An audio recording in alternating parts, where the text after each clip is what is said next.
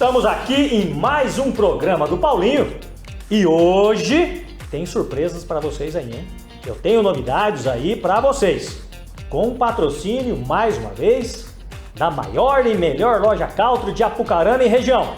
Claro, estou falando da Texas Farm, localizada ali na saída para Pongas. Vamos lá, gente, sempre falo para vocês. Quer ouvir uma moda de viola? Sempre tem um violeiro lá. Quer comprar camiseta, camisa, tudo da linha Caltri, do infantil, do bebê ao adulto, do adulto ao idoso, do idoso ao cavalo. Você encontra ali na Texas Farm. Vamos lá! Hoje estou com um convidado aqui mais do que especial. É um amigo de longa data, é alguém que eu tenho muito carinho, muito respeito, não só pela pessoa, mas também pelo profissional que ele é. Ele já foi coordenador de uma das maiores e melhores faculdades do Brasil, que é a Facnopar, é onde eu me criei, é onde eu também lecionei, então eu tenho um carinho especial também por essa grande instituição. E vocês sabem, né? O diretor esteve aqui, Dr. Danilo, forte abraço também para ele, falou muita coisa aqui e deixou muita informação aí para todos vocês. Hoje estarei conversando aqui, ele que for coordenador de Direito, é professor universitário, é advogado, e não menos importante, é um cidadão que merece todos os elogios, sem modéstia à parte. Estou falando dele, Dr. Nilson Paulo. Doutor, muito obrigado por aceitar esse convite e já inicio fazendo questão. Se apresente aí para o nosso público aí. Legal, muito obrigado, Paulinho, pelo convite, né? Pelo generoso convite seu, né? Você tem aí tanta audiência, você tem tantos assuntos aí, na sua generosidade aí, você fez esse convite aí. E é um prazer para mim retornar aqui na RTV 38, que é uma televisão que eu já conheço há muito tempo, né? Um abraço aí pro Cazu Tamia, pro Juliano Tamia, enfim, pra família Tamia, como todos aí, de toda a família aí. E olha, vamos falar aí sobre as eleições, né? Eu já estive aqui em Apucarana, como você falou, na coordenação do curso de Direito da Facnopar, fui procurador no município de Apucarana, né, no passado. Enfim, Apucarana é uma cidade de coração, é uma cidade que nasci, inclusive, né? Então sou apucaranense e é sempre um prazer estar em Apucarana. Então, vamos conversar aí com esse público querido de Apucarana e de toda a região. Com certeza. E não só da região, porque nós também estamos, né, gente? Lá no canal do YouTube, programa do Paulinho.canal 38, que você de qualquer lugar do mundo pode estar vendo. Teve até aqui, professor, um episódio muito engraçado, onde a irmã de um amigo meu estava nos Estados Unidos, assistindo nosso programa lá nos Estados Unidos e divulgando com os amigos lá. Então, assim, somos meio americanizados também aqui, né? Exatamente. Ou seja, hoje não temos mais limite territorial, né? E nem fronteiras. Nem fronteiras. Nada. Por enquanto ainda na Terra, mas não vai demorar muito, nós a gente vai também para o espaço. Com certeza. Um forte abraço lá pro Elon Musk. Com certeza, levar o nosso satélite lá, programa do Paulinho, para todo o universo, né? Para todo o Doutor, universo. mas vamos lá. Difícil é até se dirigir ao senhor, né? Professor, doutor. Então, assim, vamos mesclando aqui, Perfeito. né? E com certeza eu tenho uma amizade suficiente com isso de chamar de você, de chamar também de Nilson ou também de Paulo, que é um nome muito bonito, né? Exatamente. O nome também que eu tenho do meu pai, também consta na minha certidão, então Paulo também é um nome muito bonito. Fica à vontade. Né? Mas vamos lá, doutor. Iniciando, qual a importância de uma eleição municipal que agora, aqui em Apucarana, em todo o Brasil, estamos na fase já de pré-campanha? Perfeitamente. Né? Qual a importância? Vamos começar assim. O senhor como especialista em direito eleitoral que é, qual a importância aí de uma candidatura, de uma eleição, vamos começar, municipal? Muito bem. Paulinho, eu também vou te tratar como Sim, Paulinho, com certeza. Doutor Paulinho e tal, nosso Isso. pré-candidato a vereador aqui, mas olha só, a eleição municipal, eu costumo dizer muito que é a eleição mais vibrante que existe. Por quê? Porque ela é uma eleição em um único território. Nós podemos, inclusive, dizer que é uma eleição distrital. O que é uma eleição distrital, né? Aquela eleição em que os eleitores votam apenas no seu distrito e em candidatos exclusivamente do seu distrito. Então, a eleição municipal é uma eleição distrital. E a importância dessa eleição, por quê? Porque todo o processo de organização da sociedade acontece no município. O Estado existe, o país existe, mas aquilo que é visível, aquilo que realmente tem as pessoas organizando a sociedade é no município. E quando eu tenho uma eleição municipal, e aqui no Brasil, viu, toda a nossa audiência, nós temos eleições em todos os anos pares. O ano é par, vai chover e vai ter eleição. O ano é ímpar, vai mudar toda a regra da eleição. Nós estamos no ano par, então a eleição municipal. Nesta eleição municipal, o eleitor tem o privilégio de conhecer muito de perto o candidato. O eleitor aperta a mão do candidato, conhece a família do candidato, sabe onde o candidato trabalha, sabe qual time o candidato torce, qual igreja o candidato participa, enfim. É uma eleição muito próxima e esta proximidade, na verdade, organiza a vida da pessoa na indústria, no bairro, na sociedade. Então, a eleição, todas as eleições são importantes, mas a eleição municipal é aquela eleição que vai organizar as outras eleições. É o município que organiza a eleição do deputado estadual, do deputado federal, do governador, do presidente da República e, portanto, é uma eleição realmente vibrante, com a participação muito efetiva do eleitor.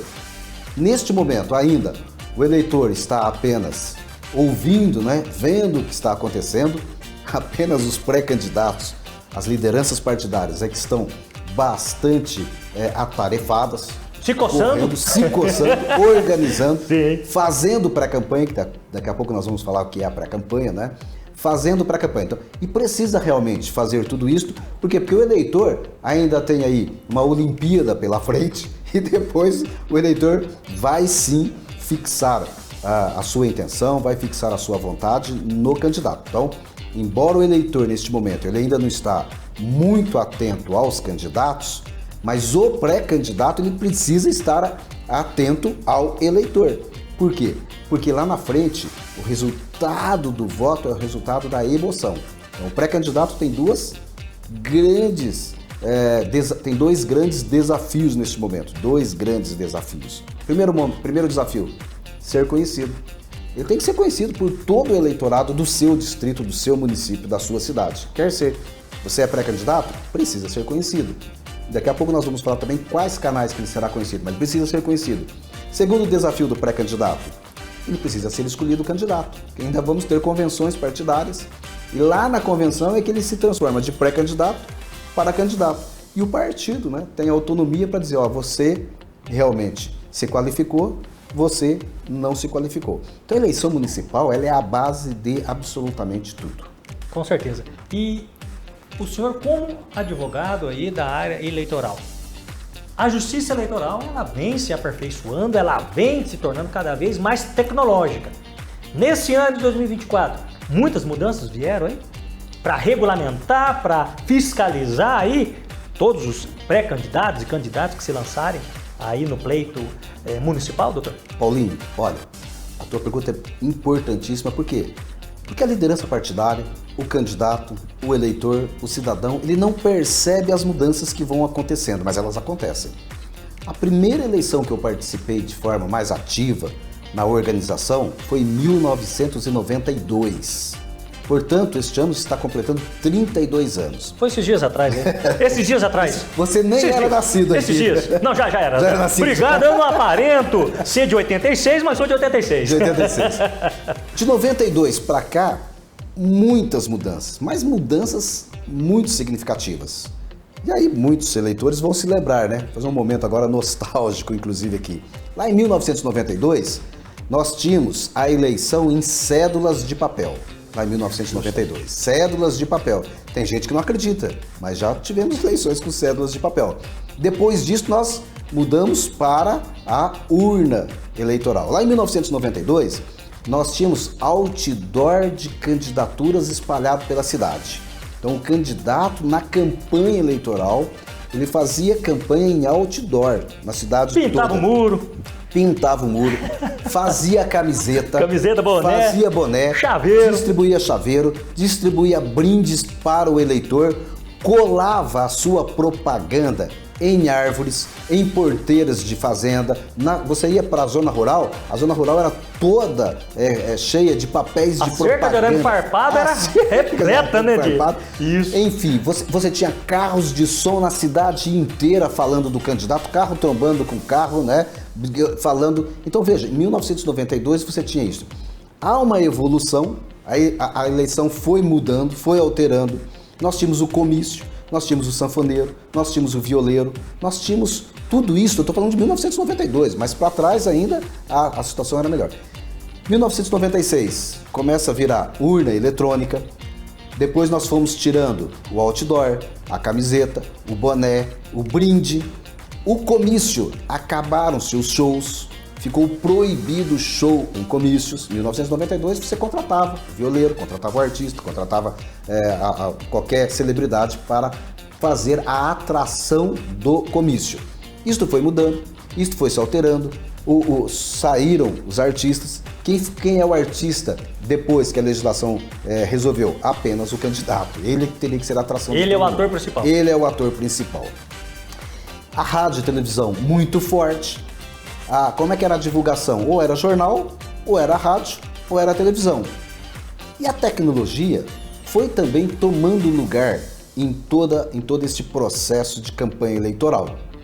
A tecnologia, hoje, ela está muito forte na pré-campanha eleitoral e vai ser forte nessa campanha eleitoral. Mas eu costumo dizer que nós ainda vamos passar nesta campanha eleitoral e nós vamos viver isso, né, como uma das últimas campanhas ainda analógicas. Ainda tem muita campanha ainda de papelzinho, de situações ainda que não estão no mundo tecnológico. Na próxima eleição de 2028, na eleição municipal, a tecnologia vai ser forte. E na eleição de 2032 municipal, será 100% digital, eu não tenho a menor dúvida. Por várias razões. Primeiro, porque nós temos as mudanças. Sim. Segundo, porque o eleitor que está vindo é o eleitor tecnológico. É o eleitor tecnológico. É o eleitor tecnológico. E aí também a importância, né, doutor? Isso eu concordo, eu defendo. A campanha já deveria ser 100%. Online. Inclusive para evitar a poluição ali. E tem uma poluição visual, uma poluição do ambiente público, que eu acho o maior exagero, uma grande covardia. No dia da eleição você vê as ruas forradas. Ainda temos isso, né? Santinho. Mas esse papelzinho vai acabar. Está com seus dias contados, né?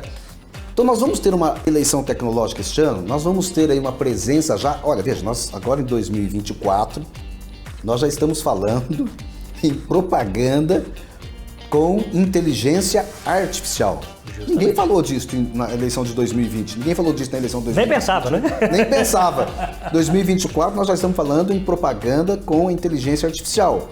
Em 2028, estamos falando sempre da eleição municipal. Sim. 2028, muito forte a inteligência artificial, e 2032 ela vai tomar conta.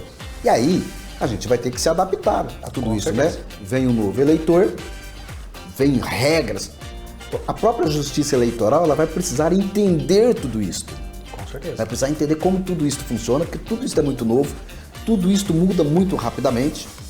A ministra Carmen Lúcia acaba de tomar posse do Tribunal Superior Eleitoral e o tom do discurso dela nestas eleições foi o seguinte: vamos regulamentar a inteligência artificial, o uso da inteligência artificial. Então, esta é uma grande novidade para essa eleição. E aí o eleitor pode perguntar, né, mas como funciona a inteligência artificial? Bom, a inteligência artificial está autorizada? Está autorizada. O que é que está proibido?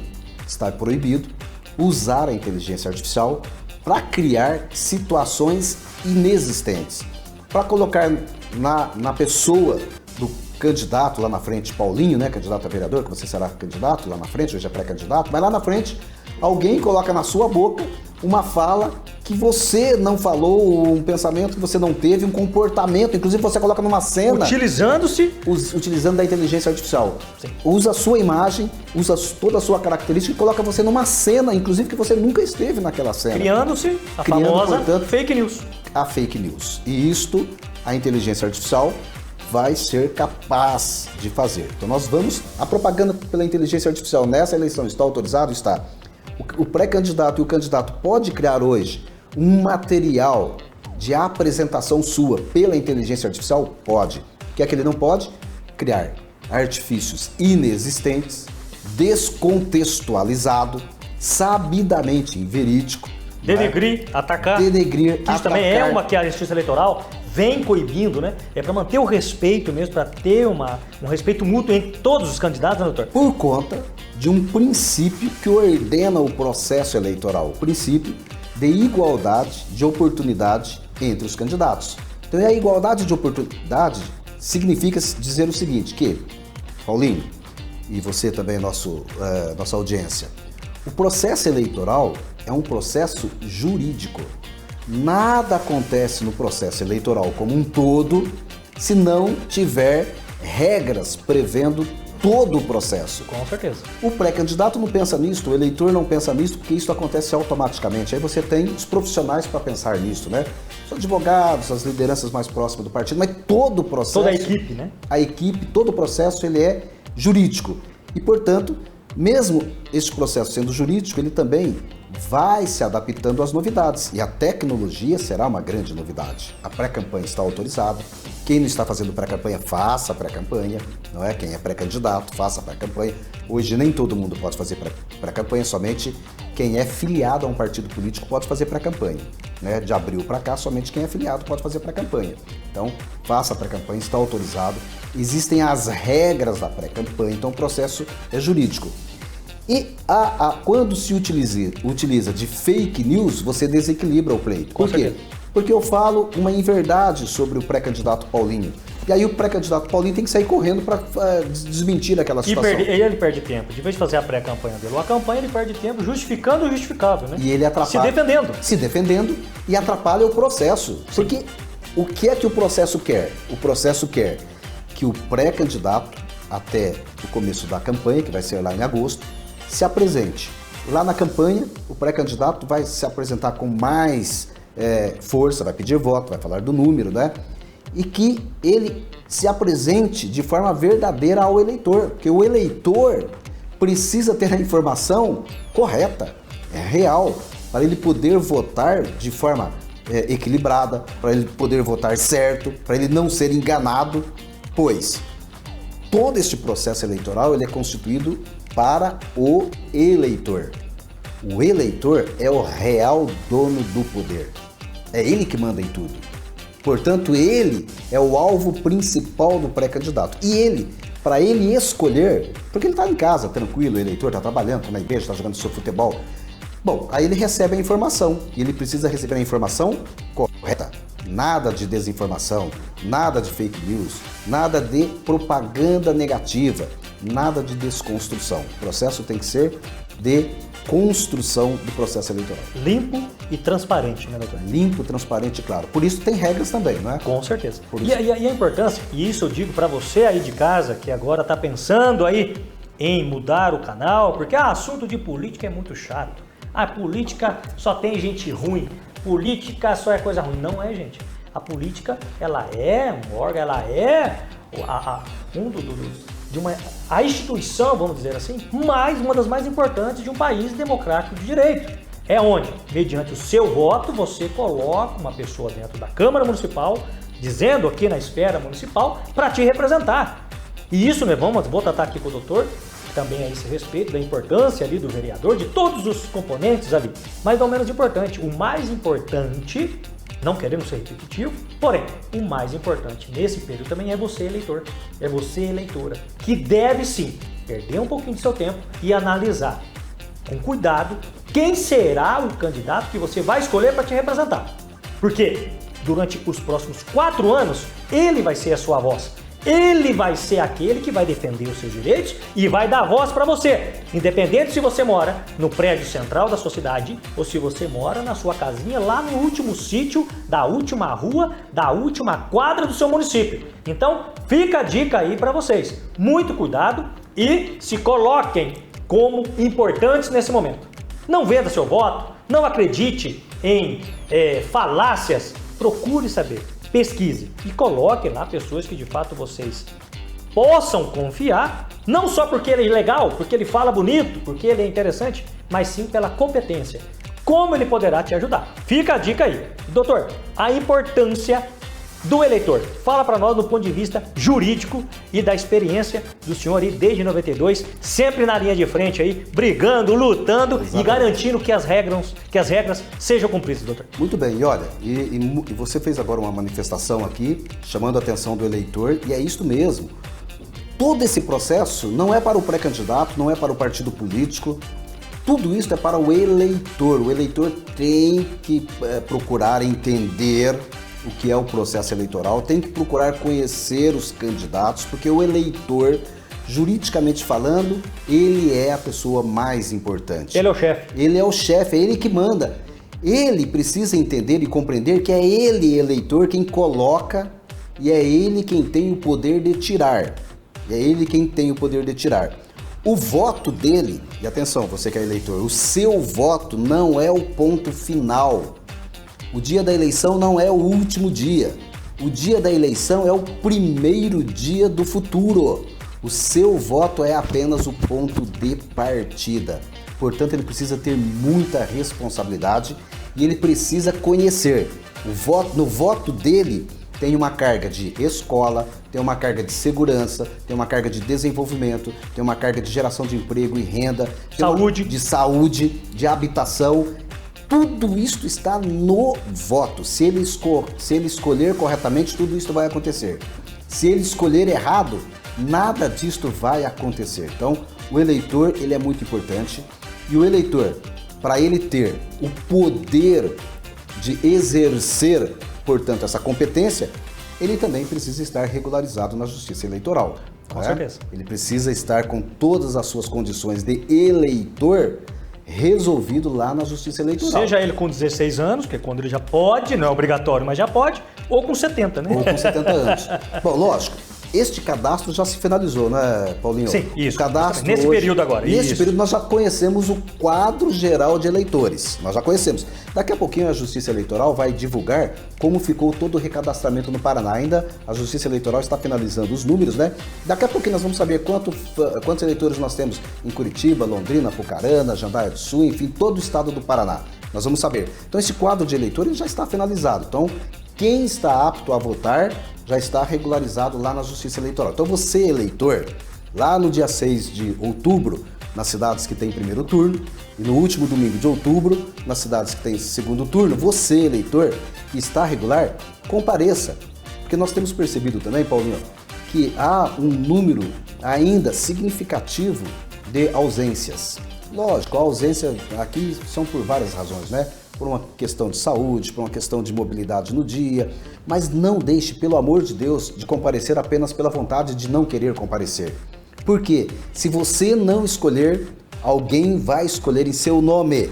E você precisa saber que a escolha, a eleição, vai gerenciar toda a sociedade. Então o eleitor, ele é muito forte, ele é muito poderoso, ele precisa comparecer. E para ele comparecer, ele precisa conhecer. Nós estamos aí ainda há um tempinho bom das eleições. Sim. As eleições vão acontecer lá no primeiro domingo de outubro para o primeiro turno e no segundo domingo de outubro, no último domingo de outubro para o segundo turno. Então, eleitor, ele tem muita responsabilidade, ele tem muita liberdade, o eleitor. O pré-candidato e o candidato, ele tem várias restrições de atuações, mas o eleitor não. O eleitor, ele é livre. Ele ainda tem uma liberdade, Isso, né? Justamente. Não completa e não liberdade daquilo que nós falamos. Divulgação de fake news, desconstrução de campanha, não é? Ele tem uma liberdade, ele pode nesse momento ainda manifestar em quem ele vai querer votar, ele pode, o eleitor hoje pode. O pré-candidato não pode pedir o voto. Não pode pedir o voto. Não pode pedir o voto, mas o eleitor, Sim. se ele quiser sair na rua com um caminhãozinho falando, vou votar no Paulinho para vereador em Apucarana, ele pode fazer isso, né? Com certeza. Ele não tem restrição. Lógico que tudo tem limites, né? Não pode entrar dentro dos abusos, o abuso pode complicar e principalmente quando ele tem uma manifestação muito excessiva, ele pode estar a serviço de algum pré-candidato, né? Ou de algum candidato. A serviço, né? A serviço. Sendo remunerado para tanto. Sendo remunerado. E se isto ficar definido, se isto ficar configurado, aí sim o eleitor também comete crimes eleitorais. Não apenas o pré-candidato, mas o eleitor também comete vários tipos de e às crimes vezes eleitorais. pode ser que não seja punido com prisão, né? Mas pode ser punido com multa. Pode ser com E multa. multa, cara. Mas dependendo da situação, pode ser prisão também. Prisão também? Prisão também. É boca de urna é prisão, né? Prisão, É a única prisão que pode ocorrer no dia da eleição, né? Você tem vários crimes que se configurar, principalmente em flagrante delito, ele é preso na hora. Então o eleitor ele tem multa, ele tem chamada de atenção e ele tem prisão também. O eleitor é o dono de todo esse processo, mas ele tem que ter o comportamento dele. Tem que respeitar também os limites, né? Ele tem muito mais liberdade, mas ele tem limites também. E os limites também, a gente vai dizer, os limites mesmo do bom senso, né? Que é onde se encaixa em qualquer esfera do direito, da sociedade civil num todo, né? Perfeito. Bom senso. Você ultrapassou o bom senso, você vai estar incorrendo em alguma falta. Não tem pra onde escapar, né, doutor? Perfeitamente, sempre, né? O limite do bom senso é até onde você não começa a prejudicar terceiro. Porque quando ele começa a ter um excesso na sua conduta, ele está prejudicando o candidato. Então, sempre se lembrar, nós temos o princípio de igualdade, de oportunidade entre todos os candidatos. Então, cuidado com abusos. Cuidado com abusos, né? Principalmente pré-candidatos, principalmente liderança partidária, cuidado com abusos. E a Justiça Eleitoral está de olho, né? A Justiça em todo o território nacional estão fiscalizando e cada ano que passa, cada eleição, isso vai se afunilando mais, né? Cada vez mais. A Justiça Eleitoral é uma justiça social, é uma justiça que organiza a sociedade e é uma justiça que tem os seus braços e tem também os braços dos próprios eleitores. O eleitor é um fiscal da Justiça Eleitoral, né? Então, o eleitor, ele ajuda a fiscalizar, ele pode denunciar várias irregularidades e o eleitor pode, inclusive, veja só, e somente o eleitor pode, né, trabalhar no dia das eleições junto com a Justiça Eleitoral, porque ele pode ser mesário, ele pode participar ali do dia da eleição, só ele pode, o candidato não pode. Né? O candidato tem que ficar quietinho, o candidato na só casa fiscaliza, da família, fiscalizando de olho ali, né? A equipe do candidato não pode ser mesário, né? Mas o eleitor que vai escolher, ele pode no dia da eleição, e aproveitando inclusive esse momento, Paulinho, que é muito oportuno, convidar, né, o eleitor, faça a sua inscrição como mesário. Ser mesário é participar dessa grande festa democrática. O processo está aberto neste momento. Você que é eleitor, você que tem mais de 18 anos, né? Você pode ser mesário, procure a Justiça Eleitoral, participe, ajude nesta construção. Existem alguns benefícios, mas o maior benefício é participar da escolha. É a participação. É a participação dos líderes da sua cidade. Você constrói a sua cidade. O que nós temos em cada cidade, quando você olha para a prefeitura, quando você olha para a Câmara de Vereadores, na verdade, você está vendo o que a cidade escolheu. Não tem nada lá colocado lá. Quem colocou lá foi o eleitor. Por isso a importância, como o senhor disse, ir lá e votar. Ir lá e votar. Olha aí, gente. Infelizmente, nosso tempo acabou. Mas não percam semana que vem a continuação desse episódio, hein? Muito mais informação, curiosidade. E olha só, vocês vão ficar aí surpresos com o que o meu convidado do dia aí disse, hein? Beleza? Eu vou sair agora, vou tomar um chimarrão ali do Texas Farm. Como eu sempre digo, Texas Farm, a maior e melhor loja aí, country de Apucarana e região. Tem de tudo. Vou tomar um chimarrão e tocar minha viola lá, que vocês sabem, hein? Gosto de uma viola. Seguem lá, programa do Paulinho, canal 38. Um forte abraço e até semana que vem.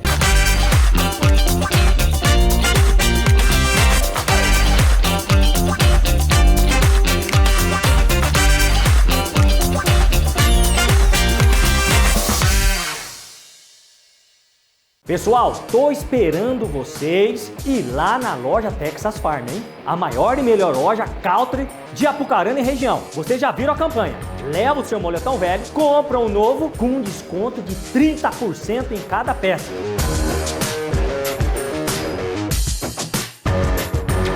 E não se esqueçam, vocês estarão ajudando o próximo, pois a doação será toda revertida em prol dos mais necessitados.